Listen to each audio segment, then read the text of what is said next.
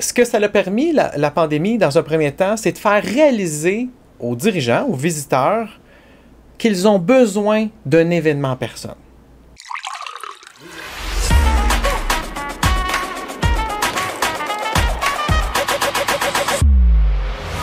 Bonjour, bienvenue, et c'est le premier épisode de notre 5e saison. Et oui, on est en septembre, c'est la rentrée scolaire des entrepreneurs, bien entendu. Et qui dit rentrée scolaire des entrepreneurs dit saison, disons, axée sur développement d'affaires. On regarde vers l'avant, puis qui n'a pas dans sa stratégie de développement ou d'acquisition de nouveaux clients des participations à des foires commerciales, des salons professionnels, des trade shows, appelez-le comme vous voulez. Puis aujourd'hui, pour nous en parler, on a Daniel Langlois, qui est président, cofondateur de Groupe LGX, qui, entre autres, ont Stratégie PME. Qui ne connaît pas Stratégie PME au Québec? Comme salon professionnel. Bienvenue, Daniel. Super content de t'avoir avec nous aujourd'hui. Ben, je suis super content d'être ici. Merci pour l'invitation, Simon. Ben, merci beaucoup d'avoir accepté. Écoute, aujourd'hui, on va parler évidemment de Stratégie PME parce que il n'y a pas vraiment de pareil dans l'industrie. Puis j'aimerais ça savoir comment c'est né, parce que ça fait quand même un bon bout de temps que ça existe. Vous avez traversé des tempêtes, on va en parler, oui. Dont une petite qui s'appelle la pandémie. Mais c'est important pour le paysage québécois comme salon. Il s'en fait pas vraiment de pareil. Mais d'où est venue l'idée, puis raconte-nous un peu l'histoire de ce salon-là pour commencer. Donc, si on parle de l'histoire de Stratégie PME, faut savoir à la base que mon associé et moi, Sébastien Gosselin et moi, on a chacun un père qui était entrepreneur. Donc, lui, son père était davantage dans les véhicules récréatifs, moi, j'étais davantage dans l'imprimerie, impression digitale. Donc, on connaît ce que c'est la PME. On a chacun grandi dans la PME. On connaît les enjeux, on connaît la culture. On est assez, j'ai envie de dire, connaisseurs en la matière. Et on a vu chacun dans nos parcours, avant de se rencontrer, les besoins des PME. Moi, j'ai eu, avant Stratégie PME, entre autres, une entreprise qui s'appelle l'Équipe Humania. C'était de l'impartition, ça existe encore, impartition en gestion des ressources humaines pour des PME. Et dans le cadre de cette entreprise, j'ai dû aller dans plusieurs PME. Donc, j'ai rencontré beaucoup de présidents d'entreprises, connu beaucoup de cultures d'entreprise. Donc, ça m'a permis encore plus d'avoir une bonne idée de la PME. Même chose pour Sébastien, qui était, de son côté, coach pour des entrepreneurs. Donc, on avait chacun beaucoup de bagages. Et ce qu'on s'est dit, en fait, l'idée, moi, m'est venue, là, j'étais sur le marcheur dans le sous-sol, je m'en souviens encore, je me suis dit, et si mon père, même chose pour Sébastien, avait pu avoir accès à plein d'expertise, à plein d'experts pour l'aider, pour l'accompagner dans sa croissance. Mais on sait que dans la PME, on n'a pas nécessairement énormément de fonds comme dans la grande entreprise. On ne peut pas se payer tous les experts. C'est juste pas une réalité qui existe pour la PME. Donc, mais à la base, je me suis dit, si, exemple, une personne comme mon père ou n'importe quel entrepreneur avait accès à toutes ces expertises-là, mon Dieu que ça l'aiderait dans sa progression, dans sa croissance. Donc, de là est parti le concept de dire, est-ce qu'il y a un événement qui existe comme ça, où on pourrait leur donner accès à plein d'experts, tu payes un prix d'antenne, mais après, tu as des conseils comme tu veux, tu as des conférences sur toutes sortes de sujets. Et ce qu'on a vu, c'est qu'il n'existait pas, quand on a débuté, il y a 13 ans, d'événements comme ça au Québec. Il y en existait ailleurs dans le monde. On était à Paris, on était creuser beaucoup d'événements semblables dans le monde, mais rien qui était exactement ce qu'on voulait. J'ai envie de dire qu'on a vu de beaux événements à l'international, mais très humblement, j'ai envie de dire qu'on a amélioré la formule pour vraiment axer sur des dirigeants en croissance, sur les besoins des dirigeants en croissance, pas des startups. Il y a beaucoup de défis quand on arrive à certains seuils dans l'entreprise, nombre d'employés, chiffre d'affaires, et ça demande de l'accompagnement. En tout cas, c'est vrai que tu parles de start-up, il y en a quand même des plus petits événements, mais pour aider la start-up, il y a quand même beaucoup d'événements. Ça, il y en a beaucoup. Depuis 7-8 ans, je dirais, c'est assez en vogue. Là. Oui. On parle beaucoup de start-up. Ils sont bien servis, le start-up est bien servi, sauf que l'espèce de... Ben, en fait, le seuil de la PME, si on veut, n'était pas servi, tant qu'à nous, au niveau québécois. Donc, on a lancé cet événement-là. On a fait une première édition où on a été chercher le plus d'experts possible, une variété d'experts, pas juste dans X domaine ou autre domaine, le plus varié possible. Tu peux-tu nous donner une idée de taille, tu sais, au début, la première édition. Puis aujourd'hui, entre la première édition et c'était quelle? La première édition, on avait réussi à aller chercher 50 entreprises. On appelle des experts. Chez nous, on n'appelle pas des exposants, on appelle des experts parce qu'ils sont là pour donner des conseils. Donc, on a été chercher 50 experts. Il y avait 50 espaces conseils pour justement poser ces questions en tant que dirigeant. On avait au programme des conférences, à mon souvenir, 45 conférences la première année. Ce qu'on voulait, c'était arriver à une masse critique de conférences pour que le dirigeant se dise « OK, il y a toutes sortes de conférences, je ne pourrai pas faire le tour, je vais y aller avec mes enjeux. » Et c'est ce qu'on a créé. Se déplacer, ça va à peine de se déplacer. L'enjeu de se déplacer tout le temps là. Bon, la première édition, ça a été tout un succès. En fait, on était un peu victime de notre succès. Il y avait du monde partout. Il y avait même des dirigeants dans les salles assis par terre qui ouvraient les rideaux. À l'époque, on avait des rideaux pour les salles de conférence. C'était vraiment chaotique. Mais le taux de satisfaction à la fin de l'événement a été 95%, je pense, des dirigeants. Même chose pour les exposants. Et c'est là qu'on s'est dit, OK, je pense qu'on a réussi une première édition, on a quelque chose, là, il faut l'améliorer. Et c'est ce qu'on a fait à partir de la deuxième édition, c'est essayer d'améliorer toujours pour suivre un peu les besoins des dirigeants et des exposants, mais c'est vraiment ça. La première édition, nous, c'est sûr que ça a été stressant. On s'est dit, le jour où on a ouvert les portes, à quel point on va avoir vraiment des visiteurs. Et ça a été le cas. Oui, parce qu'on peut avoir 50 experts, exact. Avoir personne dans la salle. C'était un risque. Là. Il y avait un grand risque. En termes de croissance du nombre de visiteurs, comment ça se présente? Là, ça s'est fait graduellement. En fait, pour aller chercher des visiteurs dans un événement comme Stratégie PME, à la base, il faut avoir une qualité d'événement. Il faut qu'à la base, les gens qui viennent, les visiteurs, les dirigeants, disent « c'est vraiment un superbe événement, je vais revenir l'année prochaine » et ou « je vais en parler à mon collègue, j'ai un club de chefs ou j'ai un réseau de chefs d'entreprise, je vais en parler, « hey, tu dois aller là, c'est incroyable ». La qualité de l'événement va nous créer des promoteurs, en guillemets, là, des clients promoteurs qui parlent de nous et qui reviennent. Ça a été une base de clients, de visiteurs. Par la suite, les experts, exposants, eux-mêmes ont apprécié. Donc, ça s'est su. D'autres experts ont voulu s'ajouter. Et ce qu'il faut savoir, dans le cadre de Stratégie PME, nous, on aide les experts à inviter leurs clients. C'est-à-dire qu'une des stratégies pour aller chercher des visiteurs de qualité bien ciblés, bien, ce sont les clients et les prospects de nos experts. Ouais, vous avez des réseaux des experts qui sont là. Parce que souvent, l'expert veut retenir sa clientèle et il veut lui parler de ses nouveautés, veut l'inviter.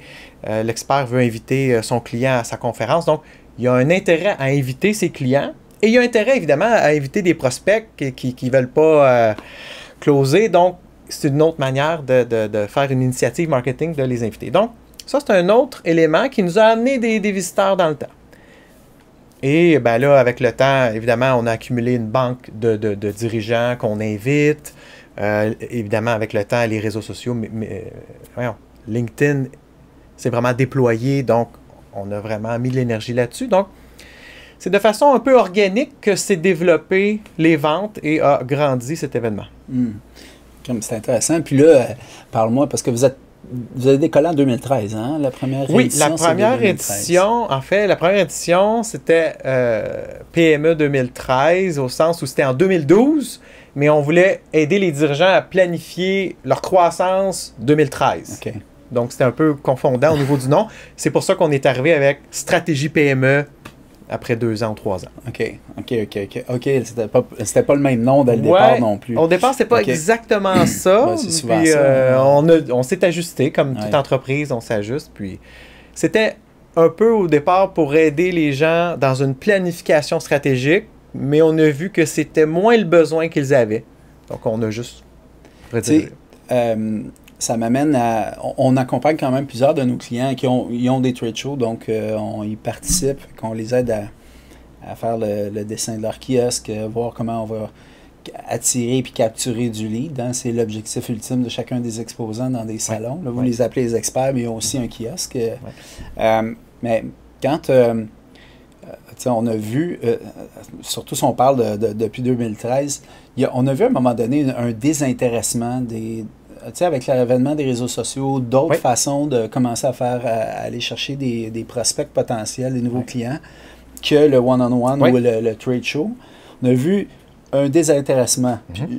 Jusqu'à la pandémie, on dirait qu'il y avait une pente descendante. Je me trompe-tu ou peut-être que vous ne l'avez pas vécu? Dans le marché, là? Oui. Ouais. Nous, on a vécu une croissance, mais clairement, ce que tu dis, c'est vrai. Dans le marché, il y avait un petit peu moins d'intérêt. Et aussi, c'était dans l'air de se dire, est-ce que tout ça va devenir des événements, un événement virtuel? C'est-tu l'avenir, ça? Parce que ça coûte cher participer à des événements. Là. Oui, jusqu'à la pandémie, là, clairement, c'était présent. Oui. Puis comment tu as vu ça? Premièrement, vous avez vécu ça comment? Puis deuxièmement, qu'est-ce que tu as vu comme différence par la suite? T'sais? Ce que ça a permis, la pandémie, dans un premier temps, c'est de faire réaliser aux dirigeants, aux visiteurs, qu'ils ont besoin d'un événement en personne. Ça a été très positif pour nous parce que les gens ont réalisé que l'avenir, ce n'est pas des événements virtuels. Ils ont participé, les dirigeants, à des événements virtuels, des salons virtuels, toutes sortes de formules qui se sont développées. Et souvent, ils ont été déçus. Bonne chose pour nous, parce que c'est pas ce qu'on voulait développer, nous, l'aspect virtuel. Et au contraire, ils ont réalisé qu'ils ont besoin de se rencontrer, qu'il n'y a rien comme un contact en personne pour développer une confiance, pour connaître quelqu'un. Donc, nous, ça a été hyper positif. Bon, la pandémie en soi a été difficile parce qu'on a dû sauter une édition. On a dû ne pas tenir la 10e... En fait, c'était la 10e ou 11e, je ne me souviens pas exactement, parce qu'on chevauche toujours une année. Mais il y a une année qu'on a dû laisser tomber. Puis vous ne l'avez pas fait en virtuel? On ne l'a juste pas fait. Non, on ne l'a juste pas fait. Ça a été fermé comme 2 mois avant qu'on puisse tenir l'événement. Et puis l'année d'ensuite, ça a été avec des masques. Puis ça s'est quand même bien fait. Évidemment, là, on a réalisé que les gens voulaient vraiment revenir. Et là, 2 ans après, pouf! Explosion, c'est vraiment revenu en force.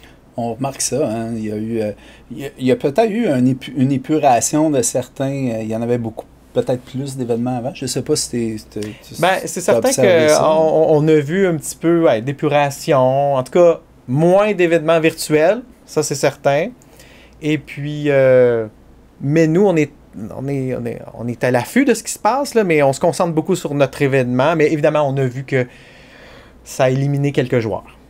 Parce que là, on rentre dans la formule que vous avez un petit peu, mais aussi dans la participation à des trade shows. Mais peut-être avant de rentrer là-dedans, vous offrez on est participant, là, ça va être notre 2e édition, puis on a pu voir à quel point c'est rodé. Là. Je veux dire, c'est rodé au quart de tour. Je l'ai dit à quelques reprises à Sébastien, là, on le voyait sur le plancher à ce moment-là.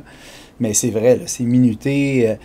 Il n'y a pas d'écart, il n'y a pas de compromis. Tu n'arrives pas en retard comme conférencier, tu finiras pas 2 minutes plus tard non plus. Ça respecte beaucoup le temps des visiteurs. Puis ça, j'imagine, c'est un axe important pour vous. Puis aussi, la formule, je pense qu'on est bien guidé, mais tu sais, je pense que c'est le fun d'en parler un peu, parce que c'est quoi comment je te dirais,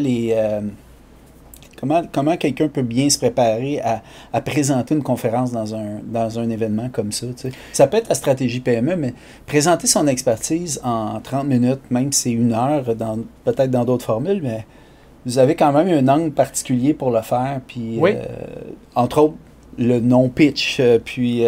on a des règles, en fait, établies pour aider les experts, qui sont dans le fond les conférenciers, à présenter leur conférence. Il faut savoir que nous, là, ce sont des experts terrain qui viennent présenter les conférences, donc ce ne sont pas des conférenciers. Dans la vie, ils ne font pas ça. Certains vont donner quelques conférences par année, mais en général, c'est des gens qui ont une entreprise en conseil pour PME et puis qui ont des clients qui connaissent bien leur domaine, mais qui ne donnent pas nécessairement des conférences. Donc, on les guide. On les guide comment? On les guide premièrement à ce qu'ils répondent à la question. Stratégie PME, les conférences, ce sont des questions. Le dirigeant voit les questions, les thèmes de conférence, et il dit, moi, je veux savoir la réponse à cette question-là. Je vais aller voir l'expert qui va me donner la réponse à cette question-là. Donc, il faut donner en premier lieu, au niveau du conférencier, la réponse à la question. Qu'est-ce que ça veut dire, ça? Ça veut dire mettre de l'avant son expertise, qui est, dans le fond, la meilleure manière de faire une vente tant qu'à nous, mais c'est pas, justement, de faire un pitch. Et c'est ce qu'on a comme règle, c'est quand on va présenter une conférence à Stratégie PME, on répond à la question en mettant de l'avant les expériences qu'on a eues avec nos clients, des statistiques, donc que le visiteur voit qu'on connaît ça et qu'il part après la conférence avec la réponse et du contenu. On donne la valeur. On donne la valeur. Ouais. C'est pas une présence. En fait, il a 2 minutes sur 30 minutes, le conférencier, pour présenter son entreprise et se présenter, pas plus. Et nous, à la fin, c'est une des choses qu'on a développées dès la première édition. À la fin de chaque conférence, on a un système de votation qui demande à tous les visiteurs, les dirigeants qui assistent, de voter sur leur appréciation de la conférence. Pour chaque conférence. Pour chaque conférence, pour chacune des 130 conférences, tous les participants votent, donc ça nous fait beaucoup de votes. Pourquoi? Pour donner du feedback au conférencier, pour lui dire on t'a beaucoup encadré, on t'a guidé sur des choses à faire, à ne pas faire. Oui, on a été sévère, mais c'est pour ton bien, entre guillemets. Regarde le taux de satisfaction que tu as eu. En général, en fait, le taux de satisfaction des conférences est toujours 93-94%. C'est hyper élevé. Pas juste à cause de nous, là. Les experts sont excellents, mais des fois, c'est des petites choses qu'on va leur dire bien encadré qui aussi. Permet qu'ils ne vont pas aller dans un chemin qui ne serait pas positif, qui ne serait pas apprécié par les dirigeants. Par expérience, on sait que ça ne serait pas apprécié de faire ci, de faire ça. Je peux te parler un peu de mon expérience l'année passée. J'ai eu 99. C'est le temps de flexer, comme diraient mes ados. Non, mais ça m'a servi beaucoup l'encadrement qu'il y avait, honnêtement. Puis on est parti aussi, puis je ne suis pas tout seul là-dedans, on est parti du point de vue où je me disais, on va tellement donner que ça provoquera des questions par la suite, mais on ne laissera pas les gens sur leur faim en disant, on y va très minimaliste, puis dans la réponse, on a pris le pari d'en donner beaucoup. Des fois, pour faire passer un message, c'est pas la bonne façon, mais je me disais, s'il y a beaucoup de stock, c'est des dirigeants, là, c'est des dirigeants d'entreprise et des propriétaires d'entreprise, normalement, ça spinne vite dans leur tête. On est parti de ce postulat-là. T'en penses quoi de ça? Oui, exactement. Ils sont capables d'en prendre, ils vont vite. Et puis, par la suite, suite à la conférence, s'ils ont vu que l'expert a vraiment toute une expertise, ils vont aller poser leurs questions à l'espace conseil, ils vont aller plus en profondeur, mais c'est la démarche qui mène à un mandat éventuellement. Et pour son bien, lui, il ne fait pas ça. Il n'est pas forcé, le visiteur, le dirigeant. Il voit l'expertise, il a un besoin, il va le voir et il va aller de l'avant avec un mandat. Tout le monde est satisfait, en fait, dans cette dynamique-là. Oui. C'est ce qui... Non, c'est intéressant. Mais c'est le fun de la façon que vous faites à chaud aussi les participants, là, des bornes et tout. Oui. Je sais pas si c'était comme ça dès le départ. Dès le départ, on a voulu toujours prendre le feedback des visiteurs. Nous, en fait, l'enjeu, c'est de s'assurer toujours que les dirigeants sont hyper satisfaits de l'événement à tous les niveaux. Ouais. Donc, on mise sur la satisfaction du dirigeant pour qu'il puisse être impressionné, revenir, en parler. Si tel est le cas, les experts vont être heureux, vont revenir en plus grand nombre, et c'est la logique qu'on a fait grandir, en fait, à chaque année, et qui donne, je pense, un super bel événement aujourd'hui. Y a-t-il un seuil critique, dans votre développement au Québec? J'imagine pour un événement comme Stratégie PME, il y a un nombre d'expertise X maximal. Y a-t-il un plafond pour vous autres? En fait, nous, on a répertorié environ 90 expertise pour PME, service pour PME, davantage service que produit. Donc, on a à peu près 90 expertises. Et nous, à l'événement, on n'accepte pas plus que 4 experts, 4 firmes par expertise. Donc, si on veut, là, au niveau du potentiel, ça serait ça. Si on était au maximum. Parce qu'effectivement, il n'y a pas 3000 expertises pour la PME. Et nous, c'est ça, on limite à 4 entreprises, parce qu'on ne veut pas que si vous participez, vous avez 50 compétiteurs sur place, comme experts. Puis en même temps, on veut que le dirigeant ait une variété de choix, une variété de services à la PME, mais que s'il veut avoir un service en marketing, mais il peut en avoir plus qu'un, il peut aller comparer. On pense que 4, c'est un bon nombre pour comparer. Puis là, rentrons dans le vif du sujet. Là, on se Ouais. prépare à aller à un événement comme ça. Ouais. Puis tu sais, ça peut être dans toutes sortes. Il y a des événements très niches. Là, on en discutait hors micro pour PME aussi, mais peu importe la foire commerciale, on a un kiosque, on se prépare à... L'objectif, c'est d'avoir des bonnes conversations de qualité. C'est quoi les plus grosses erreurs que vous voyez, que vous constatez? Dans les kiosques, là, on n'est plus dans la Dans les conférence. kiosques. Ouais. Parce qu'avant d'arriver à l'événement, il y a quand même une certaine préparation. Je pense qu'il faut aussi penser à l'avant. L'avant, c'est se broadcaster, c'est-à-dire mettre de l'avant un marketing qui montre que je vais être à l'événement. Profiter du fait qu'on paye pour être là, donc on veut aussi cette visibilité-là. On invite nos dirigeants, on invite nos clients, nos prospects. Il y a un travail avant. Et là, on arrive à l'événement. On a mis beaucoup de temps. On peut avoir mis aussi peut-être beaucoup d'argent. Il y a certains qui vont mettre des experts, beaucoup d'effets lumineux, des écrans, des lumières, ce qui est excellent. Donc, on peut avoir mis beaucoup de sous. On peut avoir fait de l'impression sur les panneaux rigides pour rendre ça encore plus attrayant. Malheureusement, pour répondre à ta question, dans les plus grandes erreurs, c'est on fait tout ce travail-là et les représentants qui sont sur place, certains, c'est pas la majorité, mais certains vont être trop souvent sur leur téléphone. Certains ont leur portable devant eux, parce que à Stratégie PME, chaque expert a un comptoir, et travaillent sur leur portable. C'est pas une superbe approche pour s'assurer d'avoir beaucoup de monde à son espace conseil. L'espace conseil, ça sert à ce qu'un dirigeant se promène dans l'allée, voit notre expertise sur l'affiche, si c'est son besoin, « Ah, OK, ça m'intéresse », se tourne vers les représentants. Ce qu'il a besoin d'avoir, lui, là, c'est tout simplement quelqu'un qui est ouvert, qui est souriant, qui est prêt à le recevoir. Cette personne-là, là, le représentant n'a pas besoin d'aller dans l'allée, puis on ne veut pas, et on suggère clairement de ne pas faire ça. En général, les dirigeants trouvent ça trop agressif. Intrusif. Donc, on reste dans son espace, et puis, mais on est ouvert et réceptif et souriant. C'est ce qu'il faut faire, entre autres, et surtout pas ne pas être en position de répondre à sa question ou juste avoir un certain regard avec lui sur son téléphone ou sur un portable. C'est très fréquent. C'est malheureux. Ou des collègues qui parlent en eux, mais dans un cercle fermé. Là, exactement, ouais. Des collègues qui vont se parler. Donc, chaque personne qui passe est un vrai potentiel. Souvent, comme tu l'as sûrement remarqué, comme les gens qui ont des clients PME l'ont remarqué, les dirigeants et dirigeantes n'ont pas toujours le look qu'on pense qu'a un dirigeante de PME. Ça peut des fois être vraiment surprenant, le look d'une personne qui a une entreprise extraordinaire. Malheureusement, il y a des gens qui tombent dans les préjugés à se dire « Ah, ça, c'est sûrement pas une dirigeante. » ou je ne sais pas qu'est-ce que les gens se disent des fois, mais il faut être ouvert à chaque personne qui passe. Souvent, on est très surpris et « Oh mon Dieu, c'était tout qu'un prospect qualifié à qui je viens de parler. » Je ne m'aurais jamais douté de ça. Puis, qu'est-ce que tu vois comme tactique qui fonctionne pour attirer l'attention, mais de façon positive, sans, comme tu disais, être agressif?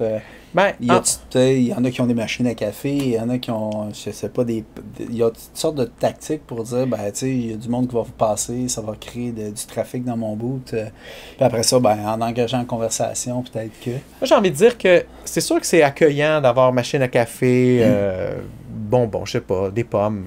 Il y a des restrictions au Palais des Congrès, là, mais oui, mais avant tout, moi, je pense que ce sur quoi il faut miser, c'est d'avoir dans son kiosque un élément visuel qui accroche au niveau de ce que l'on fait en 7 mots.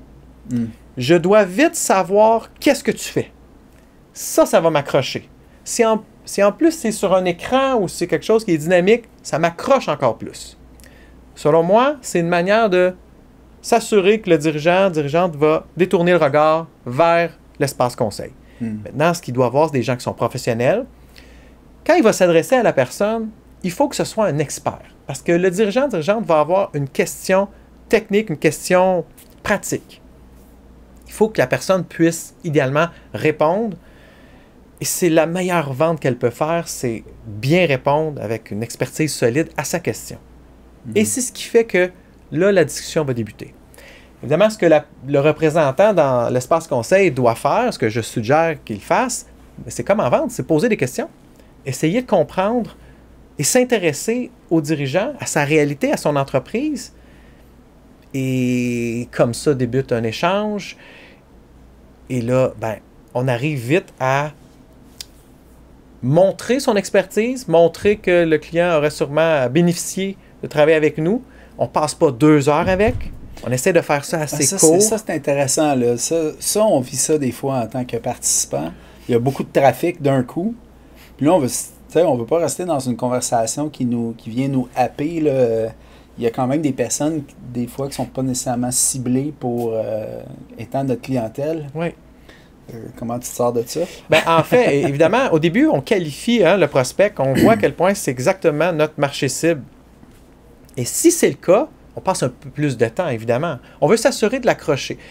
Mais aussitôt qu'on l'a accroché, qu'on sent qu'il voit une valeur en notre expertise, en notre entreprise, je pense qu'il faut passer vite à une prise de rendez-vous.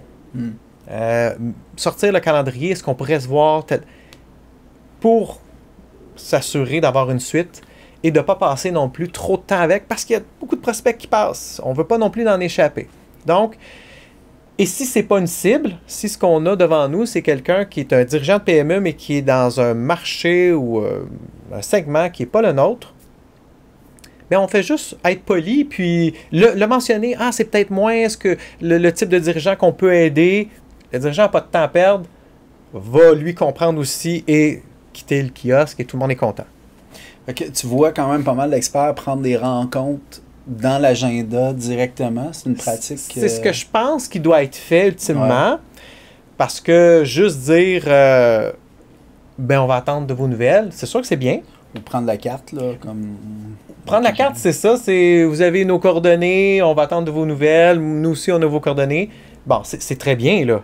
Mais moi, personnellement, si j'étais dans un espace conseil et que je vois que la personne a vu de la valeur, je l'ai suffisamment accroché pour qu'il puisse me donner 30 minutes dans une rencontre, mais aussitôt que je sens ça, je demande une rencontre dans l'agenda. Ouais.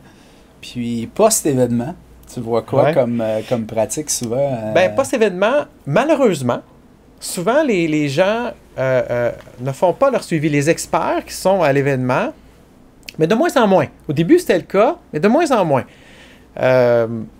Vont peut-être pas faire le nombre de suivis ou les suivis qu'ils doivent faire. Évidemment, ils ont ramassé des coordonnées. Avant, c'était davantage des cartes d'affaires. Maintenant, c'est un peu moins, mais ils ont ramassé des coordonnées de prospects. Mais il faut les suivre. Les suivis, souvent, c'est ça qui manque pour s'assurer d'avoir une bonne expérience de participation à un événement comme le nôtre. Convertir. Les suivis sont un retour sur son investissement aussi. Là. Exact. Puis c'est ça qui fait toute la différence. Souvent, là, même les statistiques le montrent, c'est ça qui n'est pas fait après l'événement. C'est malheureux parce que c'est de l'or. En général, nous, à Stratégie PME, quand on sonde nos experts, ils nous disent qu'ils rencontrent en moyenne 39 prospects qualifiés. 39 prospects qualifiés. En général, nos experts ont besoin de 1 mandat pour payer leur participation. D'habitude, si on a une bonne entreprise, une bonne valeur, une offre qui a une réelle valeur, je pense qu'on est capable d'aller chercher plus qu'un mandat sur 39. Donc, ça devient hyper positif. Si on fait juste aller chercher 2-3 clients sur 39, c'est déjà très payant d'être à Stratégie PME. Donc, l'idée, c'est de faire ces suivis. C'est simple, la suite, c'est de faire les suivis. Ça semble facile à dire, mais c'est des suivis, c'est des rappels, c'est des courriels. Nous, on prend, on conseille à nos clients dans ces événements-là de prendre des notes de la conversation aussi le plus possible. Tu disais, il ne faut pas être sur son téléphone, son écran, mais au moins être capable de prendre une petite note après chaque conversation ou dans une petite pause, parce que c'est le fun de pouvoir faire le suivi, mais quand on se rappelle la nature de la conversation, je pense que ça a plus d'impact aussi, là, clairement. Puis, tu parlais, nous, c'était notre première participation. Je pense qu'on a, si ma mémoire est bonne, on est sorti avec au-delà de 45 leads, quelque chose comme ça. Closing, jusqu'à maintenant, je pense que c'est 3, mais il y a encore des leads qui sont vivants là-dedans, même après 1 an, parce que des fois, le cycle de vente est plus long. Hein, c'est pas... C'est pas la prise d'information. Il y en a qui tombent sur l'expertise puis ils se disent « Ah, je savais même pas que ça existait. Ouais. » Et le jour où il va avoir besoin d'un service comme le vôtre, il va entre autres penser à vous. Oui. Si on fait les suivis par la suite aussi, bien entendu, là, mais ça va de soi. Ouais. C'est quoi la vision? C'est quoi la suite avec Bien, la suite, PME? pour Stratégie PME, en fait, on est un peu dépendant du Palais des Congrès de Montréal parce que nous, ça va avec le nombre de pieds carrés disponibles. C'est-à-dire que on est un peu dépendant de ce que le Palais des Congrès va nous offrir. Le Palais des Congrès a une mission donnée par le gouvernement du Québec de privilégier, de prioriser les congrès internationaux. Okay. Amener des gens de l'international dans les hôtels et amener en fait du tourisme. Et c'est très bien. Sauf que ce que ça fait, c'est que les locaux, il n'y en a pas beaucoup comme nous, les producteurs, promoteurs comme nous, il n'y en a pas beaucoup. On n'a pas beaucoup de place. Et puis, en passant, quand on réserve au Palais des Congrès, c'est comme 2 ans à l'avance. Ouais. 2 ans à l'avance où on doit réserver et payer le Palais des Congrès. Donc, c'est pas évident. Mais on a réussi, nous, avec la crédibilité qu'on a montée, d'avoir plus de place. Cette année, on a 33 000 pieds carrés de plus. Donc, on a réussi finalement, après 13 ans, à avoir une 3e salle. Mais si un jour on est capable d'en avoir 4 puis 5, on va le prendre. On sait qu'on peut le prendre au niveau des dirigeants, au niveau des exposants, des experts. Je pense qu'on a un bel événement.